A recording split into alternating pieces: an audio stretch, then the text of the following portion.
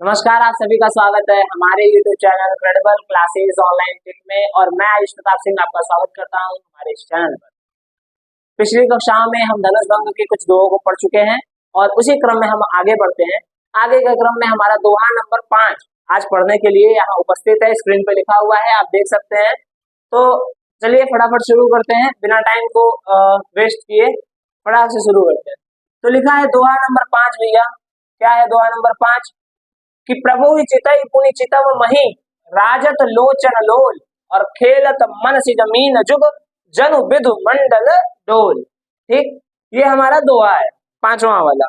तो अब फटाक से इसका अर्थ समझते हैं। और जैसा कि हम पहले भी बता चुके हैं, पिछली वीडियोस में आपने देखा होगा कि स्क्रीन पे साइड में संदर्भ, प्रसंग, व्याख्या, काव्य सौंदर्य इत्यादि सब कुछ शो हो रहा था आपके लिए, ताकि आप उसे अच्छी तरह लिख पाए। और उसके पहले मैं आपको समझा रहा था, बाद में लिखने के लिए मैं वहां पे आपको पीडीएफ शो करा दे रहा था, तो आप उसमें से लिख रहे थे। सेम क्रम होगा, आप पहले समझ लीजिए, उसके बाद वहां से लिख लीजिएगा देखकर। ठीक है, अभी आपको पीपीटी दिखा दी जाएगी तो आप लिख सकते हैं। तो चलिए पहले समझ लेते हैं। लिखा है प्रभु ही चितई, धनुष भंग की सभा है, माता सीता वहां सभा में ही एक और खड़ी हुई है अपने सखियों के साथ वरमाला लिए हुए। और तुलसीदास जी ने उसी स्थिति का वर्णन किया है कि जब सीता जी श्री रामचंद्र को देखती हैं और थोड़ा चिंतित हो जाती हैं कि अब क्या होगा आगे। ठीक है, बस वही स्थिति का वर्णन किया गया है। तो बस यहीं से समझना शुरू करते हैं कि प्रभु ही चितई, माँ सीता अंदर ही अंदर बहुत व्याकुल है, तो वो प्रभु ही चितई भगवान रामचंद्र जी को देखती हैं। प्रभु मतलब प्रभु श्री राम, माता सीता प्रभु श्री रामचंद्र को देखती है। पुनि चितव मही, और उसके बाद वो धरती माता को देखती है। किसको देखती है? धरती माता। मही, मही का अर्थ होता है धरती। मही का अर्थ क्या होता है बच्चों? धरती। मही का अर्थ होता है धरती। तो प्रभु ही चितई, पहले भगवान रामचंद्र को देखती हैं, पुनि चितव मही, और उसके बाद वो धरती माता को देखती हैं। राजत लोचन लोल, ऐसा करते हुए उनके जो नेत्र हैं बहुत सुंदर लगते हैं। क्या लगते हैं? सुंदर। तो तुलसीदास जी ने एक अलंकारिक रूप से उसे प्रस्तुत किया हुआ है कि खेलत मनसी जमीन जुग। तुलसीदास जी कहते हैं कि माता सीता का जो मुखमंडल है वह चंद्रमंडल के समान है। किसके समान? चंद्रमंडल के समान। जैसे सूर्यमंडल है जिसमें सूर्य प्रकाशित हो रहा है, बाकी ग्रहों को प्रकाशमान कर दे रहा है, उसी तरह माता सीता का जो मुख है वो चंद्रमंडल के समान है। किसके समान? चंद्रमंडल के समान। और जनु विधु मंडल डोल, तो उनका मुख चंद्रमंडल के समान है। और उनके चंद्रमंडल रूपी मुख में उनके दो नेत्र, उनके जो दो नेत्र हैं उन्हें कामदेव की मछलियां कह दिया है तुलसीदास जी। तुलसीदास जी क्या कहते हैं कि उनके जो नेत्र हैं वो कामदेव की मछलियां हैं। तो इसको इस प्रकार से उन्होंने प्रस्तुत किया है कि माता सीता सबसे पहले प्रभु रामचंद्र को देखती हैं, उसके बाद धरती माता को देखती हैं, और ऐसा करते समय उनके नेत्र जो हैं वो बहुत सुशोभित हो रहे हैं, बहुत शोभायमान हो रहे हैं। और सीता जी को देखकर ऐसा प्रतीत होता है कि मानो कामदेव की दो मछलियां, कामदेव की दो मछलियां, उनके नेत्र रूपी दो मछलियां चंद्रमंडल रूपी तालाब में जल क्रीड़ा कर रही हो। चंद्रमंडल रूपी तालाब में क्या कर रही हो? जल क्रीड़ा। ठीक है, चलिए आगे समझते हैं। इसका अभी यहाँ पे शो करा देंगे हम पीपीटी से, तो आप देखकर लिख लीजिएगा। गिरा अनिल मुख पंकज रोकी, गिरा अनिल मुख पंकज रोकी। जिस प्रकार कमल पे भौरे बैठते हैं उसके फूलों के रस को चूसने के लिए, परंतु संध्या समय में कमल बंद हो जाता है और भौरे इतने मगन हो जाते हैं कि उन्हें पता ही नहीं चलता कि कब रात हो गई, और वो उस कमल के फूल में से निकलना बंद हो जाते हैं, अर्थात उसी में फंस के रह जाते हैं और रात भर उसी में फंसे रह जाते हैं। तो इसको इस प्रकार से प्रस्तुत किया तुलसीदास जी ने कि गिरा अनिल मुख पंकज रोकी। जिस प्रकार मुख पंकज रोकी, सीता जी के मुख रूपी कमल में उनके शब्द रूपी भौरे फंस गए हैं, वो उसी में रुक गए हैं। प्रकट न लाज निशा अवलोकी, और निशा रूपी लाज रूपी रात्रि के होने पर भी वो उसमें से निकल नहीं पाए। सीता जी इतनी ज्यादा व्याकुल है कि वो कुछ बोल भी नहीं पा रही है सभा में कि भैया ऐसा मत कीजिए, राम जी को धनुष तोड़ने के लिए मत कहिए। हाँ, वो बोल भी नहीं पा रही है। तो लिखा हुआ है कि गिरा अनिल मुख पंकज रोकी, सीता जी के शब्द रूपी जो वो है भंवरे हैं, उसे उनके मुख रूपी कमल ने रोक रखा है, और लज्जा रूपी रात्रि के होने पर भी वह उससे प्रकट नहीं कर पा रही है, उन्हें स्वतंत्र नहीं कर पा रही है। आगे लिखा हुआ है लोचन जल रहा लोचन कोना। सीता जी बहुत भावुक हो चुकी है, तो उनके नेत्रों का जो जल है वह उनके नेत्रों के कोने में यहीं पर टिका हुआ है, बाहर नहीं आ रहा है।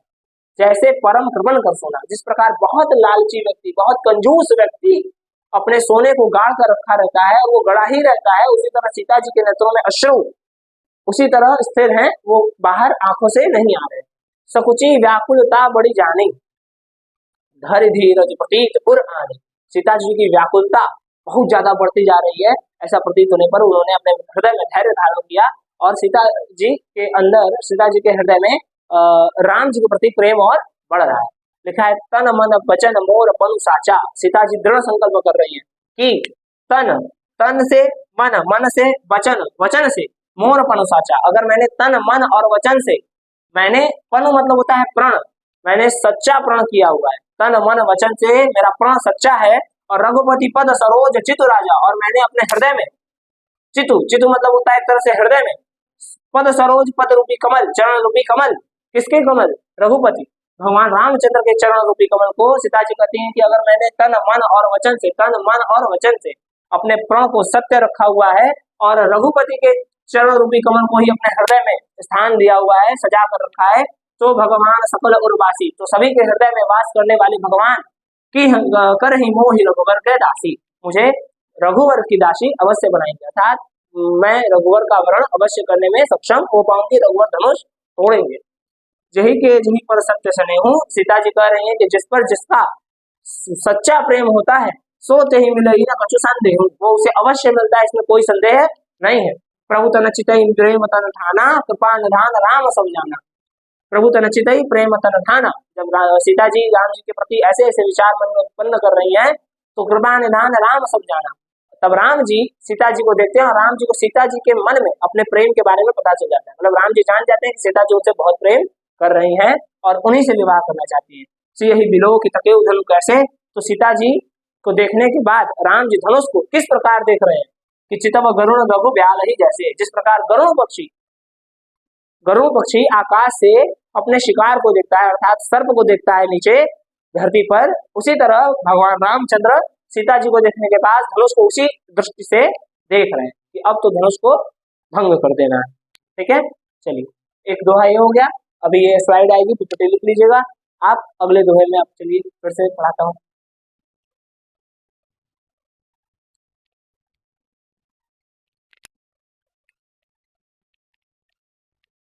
चलिए, तो अभी पीपीटी आई थी, आप उसे अपना नोट्स तैयार कर लीजिए, नोट्स बना करके उसको एक बार रिवीजन करते रहिए ताकि आपको सब चीजें याद रहे। ठीक है, नहीं तो आपका विस्मरण हो जाएगा तो दिक्कत होगा, भूल जाएंगे चीजें। चलिए नेक्स्ट वाले दोहे की ओर चलते हैं। ये दोहा थोड़ा सा एनर्जाइजर है बड़ा एनर्जी देने वाला है। क्या लिखा हुआ है दोहा देखिए, लिखा है लखन लखेऊ रघुवंश मणि, ताके हर को दंड, पुलकी गात बोले वचन, चरण चाप ब्रह्मांड।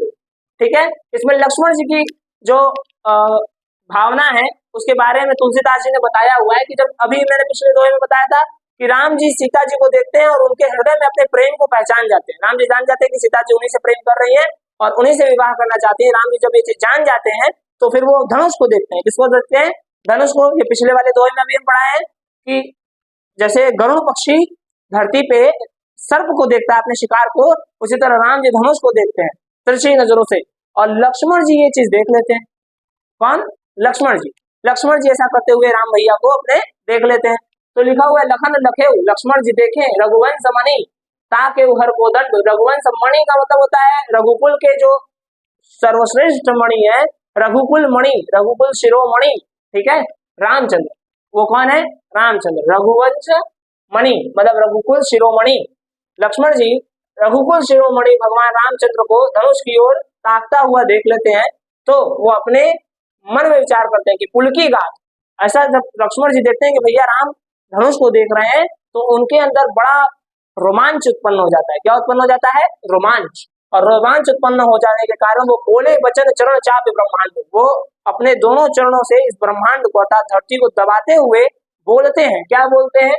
कि दिस गुंजर हो कमट अहि कोला, धरहु धरनि धरि धीर नर डोला, राम चाहि शंकर धनु तोरा, हो सजग सुनी आयसु मोरा। लक्ष्मण जी कहते हैं अपने चरणों से इस धरती को दबा करके कि दिस गुंजर हो। दिशी मतलब होता है 10, दिशी मतलब क्या होता है? 10।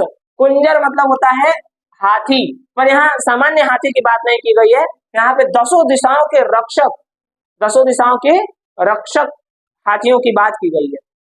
तो दसों दिशाओं से जो देवी देवता इत्यादि हमारे जो धरती की रक्षा कर रहे हैं, लक्ष्मण जी उनसे कहते हैं कि दिशि कुंजर कमट, कमट का मतलब होता है कच्छप। भगवान का जो कच्छप अवतार है भगवान विष्णु का, उस कच्छप अवतार की बात की गई है। अहि, अहि का अर्थ होता है सर्प। अहि का अर्थ क्या होता है? सर्प। और वहां पे लक्ष्मण जी खुद ही शेषनाग जी के अवतार है सर्प रूप में। और कोला का अर्थ होता है सुअर, अर्थात वराह। भगवान विष्णु का एक वराह अवतार भी है, ठीक है। आप देखे होंगे उनका मुख सुअर का होता है, वराह का। तो लक्ष्मण जी कहते हैं दिस गुंजर कमट अहि कोला, कि हे दसों दिशाओं के रक्षक हाथी, कच्छप, वराह, शेषनाग, धरहु धरनी, धारण कर लीजिए, धरनी धरती को, धरिधीर न डोला, धैर्य से। लक्ष्मण जी कहते हैं कि धैर्य पूर्वक पूरी पृथ्वी को पकड़ कर रखिए, धरिधीर न डोला, ताकि ये पृथ्वी जब भैया धनुष उठाए तो हिले न, अपने जगह से हिल न जाए। लिखा है राम चढ़ई शंकर धनु तोड़ा, कि भैया राम भगवान शंकर के इस धनुष को तोड़ने की इच्छा कर रहे हैं। और हो सजग सुनी आयस मोरा, और आप सभी मेरे इस आयस मतलब प्रार्थना निवेदन, आप सभी मेरे इस निवेदन को सुन करके सजग हो जाइए। क्या हो जाइए? सजग। हो सजग सुनी आयसु मोरा, कि आप मेरे इस निवेदन को सुन करके, मेरे आग्रह को सुन करके सजग हो जाइए। कि चाप समीप राम जब आए, भगवान रामचंद्र जैसे ही धनुष के समीप आए, नजदीक आए, नर नारी ने सुर सुकृत सुनाए, कि सभा में उपस्थित सभी नर नारी सुर सुकृत अपने अपने देवताओं और अपने अपने पुण्य जो उन्होंने किए हुए हैं उसका ध्यान किया, उसको मनाए देवताओं को कि हे प्रभु भगवान रामचंद्र धनुष तोड़ दें, हमारे पुण्य का फल हमें आज ही दीजिए। ठीक है, लिखा है सब कर संशय और अज्ञानो, सभा में उपस्थित सभी व्यक्ति के संशय और सभी व्यक्ति का अज्ञान, मंद महिपन्न कर अभिमान, और जो तुच्छ राजा थे, जो अभिमान से परिपूर्ण राजा सभा में बैठे हुए थे, उनका अभिमान, भृगुपति के गर्भ गरुआई, परशुराम जी का जो घमंड था, परशुराम जी का जो एक तरह से आप कह सकते हैं जो उनका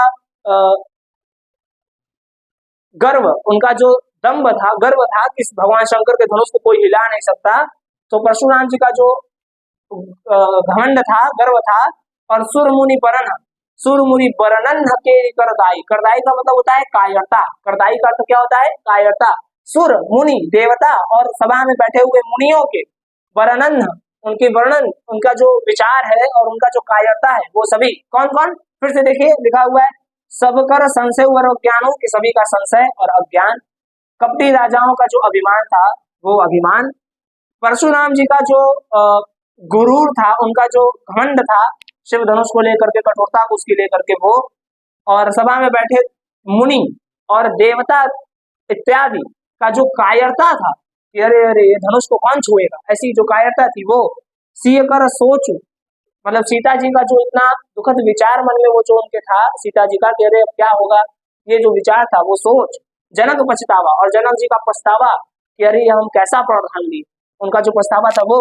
रानी न कर दारुण दुख दावा, कि रानियों को दारुण दुख देने वाली, रानियों का जो दारुण दुख देने वाली जो उनका पीड़ा था, कष्ट था, जो उनकी स्थिति थी, वो जो दानावर अग्नि की तरह रानियों को दुख दे रही थी। कौन सी रानियों को? दशरथ जी की, अरे सॉरी जनक जी की पत्नी को, सीता जी की माता, उनकी चाची जी आदि को जो दारुण दुख दे रही थी वो स्थिति, वो शंभु चाप बड़ बो ही पाई, वो शंभु चाप रूपी बड़े नौके पर चढ़े जाए सब संग बनाए, सब एक साथ संग बना करके, ग्रुप बना करके, समूह बना करके चढ़ गए। फिर से समझिए, बस यहाँ पे थोड़ा समझने की दिक्कत है। यहाँ लिखा हुआ है कि तुलसीदास जी वर्णन करते हैं कि जो भगवान शंकर का धनुष है वो एक नाव के समान हो गया है सबके लिए, और उस नाव पे चढ़ा कौन कौन है? तो सभी का संशय, अज्ञानता, घमंडी राजाओं का घमंड, अभिमान, परशुराम जी का जो अभिमान था वो धनुष के प्रति जो गुरुता को लेकर के, उसके मजबूती को लेकर के वो अभिमान, देवताओं मुनियों की जो कायरता थी वो, सीता जी का जो दुखद विचार था वो, जनक जी का पछतावा, रानियों को दुख देने वाले वो दानावल अग्नि के समान वो स्थिति, उनके विचार, वो दुख, ये सभी शंभु चाप पर, इतने बड़े विशाल शंभु चाप पर झुंड बना करके, समूह बना करके चढ़ गए।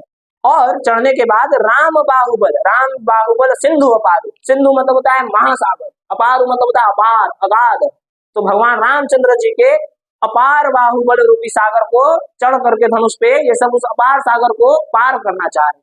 क्या करना चाह रहे थे? पार। भगवान रामचंद्र जी के बाहुबल पर विजय पाना चाह रहे थे, भगवान राम को हराना चाह रहे थे, ये सभी चीजें मिलकर के। पर चाहत पार उनाहि को कड़हारू, चाहत पार, ये सब पार जाना चाह रहे थे भगवान राम के बाहुबल से, पर नहीं को कड़हारू, कड़हारू का मतलब होता है नाव चलाने वाला, केवट। ये सब चाह तो रहे थे भगवान राम के बाहुबल से पार पाना, बच जाना, परंतु इनके पास कोई केवट नहीं था उस नाव को चलाने के लिए। अर्थात ये सब धनुष के ऊपर ये सब भार तो आ गया, परंतु उस भार को किनारे ले जाने के लिए कोई केवट ही नहीं था। अर्थात भगवान रामचंद्र जी के द्वारा इनका अंत होना तय था। ठीक है, चलिए अब मिलते हैं अगले दोहे पे। ठीक है, तब तक के लिए स्लाइड आएगी, पीपीटी तैयार कर लीजिएगा, उसे लिख लीजिएगा। ठीक है, फिर से अगले दोहे पे मिलते हैं।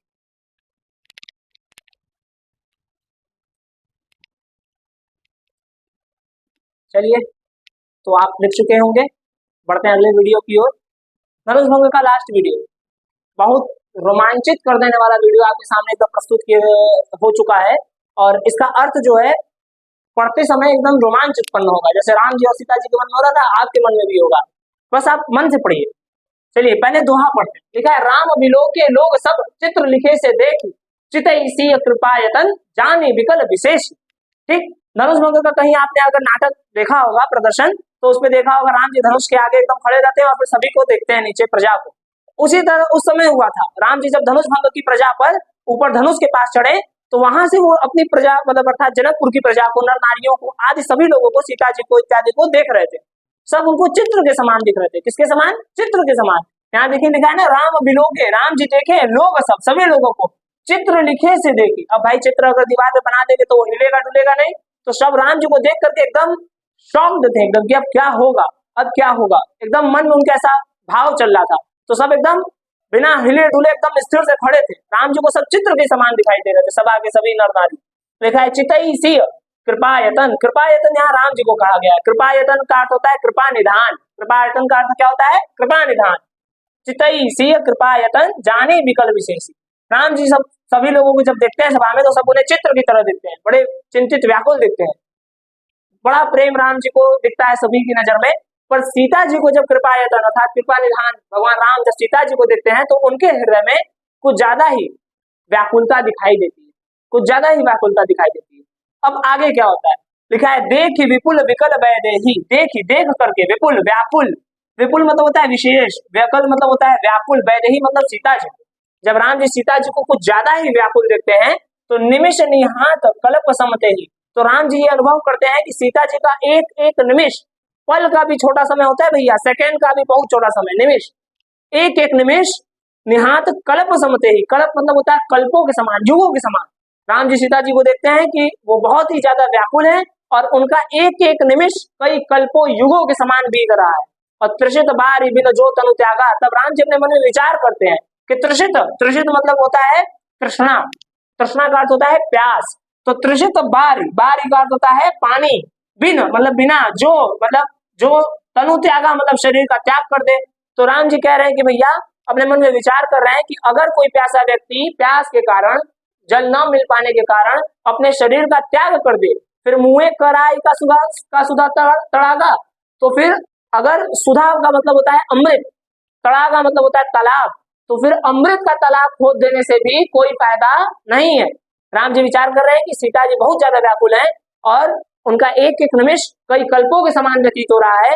और फिर वो विचार करते हैं कि अगर प्यास से कोई व्यक्ति प्राण त्याग दे, पानी न मिल पाने के कारण प्राण त्याग दे, फिर अमृत का भी अगर तालाब खुदवा दिया जाए तो उसका कोई फायदा नहीं है।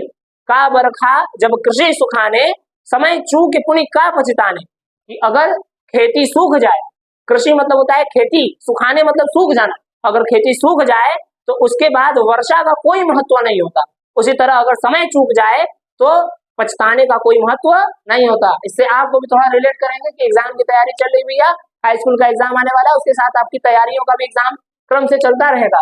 तो यही समय है, चूकिए मत। राम जी भी कह रहे हैं कि समय चूकी पुनि का पछताने, समय अगर चूक जाएगा तो बोर्ड का पेपर में आपको संतुष्टि नहीं मिल पाएगी एग्जाम में। तो अभी तैयारी करते रहिए। आगे लिखा है, अस जी जान जान की देखी, प्रभु पुल के लखी प्रीति विशेष। अस जी जान, अपने मन ही मन ऐसा विचार करके राम जी जानकी जी को देख रहे हैं, ये सब विचार राम जी अपने मन में कर रहे हैं, और फिर जानकी जी को देखते हैं। प्रभु पुल के लखी प्रीति विशेष, भगवान राम को उनके मन में राम जी के प्रति विशेष प्रेम नजर आ रहा है, विशेष प्रेम, अगाध प्रेम नजर आ रहा है। गुरु ही प्रणाम मन ही मन कीन्हा, अपने गुरु को मन ही मन प्रणाम किया और अति लाघव उठाए धनु लीना, और राम जी धनुष को बड़े आसानी से उठा लेते हैं।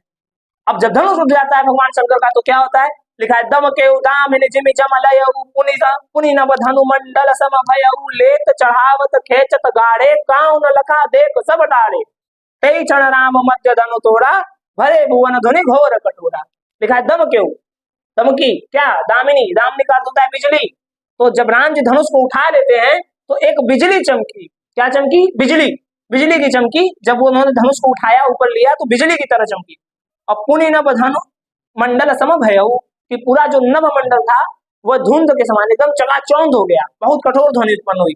लेत चढ़ावत खेचत गाड़े, राम जी को धनुष उठाते हुए, उसके प्रत्यंचा चढ़ाते हुए और उसे खींचते हुए, ये तीनों काम करते हुए काउ न लखा, कोई भी नहीं देख पाया, सब उधारे, सब वहीं थे पर कोई भी देख नहीं पाया। तही क्षण राम मध्य धनु तोड़ा, उसी समय राम जी ने धनुष को बीच से खंड खंड कर दिया, तोड़ दिया। भरे भुवन ध्वनि घोर कटोरा, पूरे भुवन भर में उस धनुष के टूटने से कठोर ध्वनि उत्पन्न हो गई। पूरा भुवन, पूरा संसार धनुष के उस टूटने पर कठोर ध्वनि से गूंजायमान हो गया, गूंज गया। उसके बाद उस धनुष के टूटने से जो ध्वनि उत्पन्न हुई उसका परिणाम क्या हुआ, तो ये छंद में लिखा हुआ है, ये हम लोग पढ़ते हैं कि भरे भुवन घोर कठोर रब रवि बाज तज मारग चले चिक्कर ही दिग्गज डोल मही अहि कोल कूरुम कलमले। ये दिग्गज शब्द आपको शायद याद होगा, जैसे कुंजर हुक्मटा इकोल, अभी इसके पहले वाले में पढ़ाया था ना। तो जितने लोग दसों दिशाओं से पृथ्वी को थाम के पकड़े हुए थे, रखे हुए थे, तो भरे भुवन घोर, जब पूरा भुवन में धनुष के तोड़ने की घोर ध्वनि फैली तो रव रवि, रवि मतलब सूर्य के, बाजी मतलब होता है घोड़े, तजी मतलब त्याग करके, मार्ग मतलब होता है मार्ग, चले मतलब चलने लगे, रव मतलब होता है एक तरह से रथ। जब धनुष की टूटने की ध्वनि चारों ओर फैली तो भगवान सूर्य जो आकाश में स्थित थे, उनके घोड़े अपने गति को बदल दिए, अपनी स्थिति को बदल दिए, मार्ग को बदल दिए धनुष के टूटने की आवाज के प्रभाव से। भगवान सूर्य के जो घोड़े थे वो अपना रास्ता बदल करके चलने लगे, चिक्कर ही चिक्कार दिए। कौन कौन, दिग्गज डोल मही, जो धरती को पकड़ के दिग्गज रखे हुए थे, कुरुम, आपको बताया था ना इसके पिछले वाले दोहे में कि कच्छप वराह शेषनाग और दसों दिशाओं की रक्षा करने वाले जो दिग्गज हाथी थे वो सभी अपने अपने स्थान से कलमला कर उड़ गए। अहि कोल कूरुम कलमले, देखिए यहाँ लिखा है ना, मही अहि कोल वराह कूरुम कलमले, कच्छप कलमले मतलब कलमला गए, तेज धनुष होने के कारण जो कलमला जाते हैं तो वो सभी कलमला गए। सुर असुर मुनि, ये तीनों लोग कर कान अधीने, अपने अपने हाथों को कान से दबा, कान पे रख के कान दबा लिए और सकल विकल विचार है, और सभी लोग यही विचार करने लगे कि कोदंड खंडे राम, कि राम जी उस कोदंड को, शिव के धनुष को, पिनाक को तोड़ दिए और तुलसीदास जी जयति वचन उजारे, भगवान राम के जय जयकार करने लगे, भगवान राम की जय जयकार करने लगे।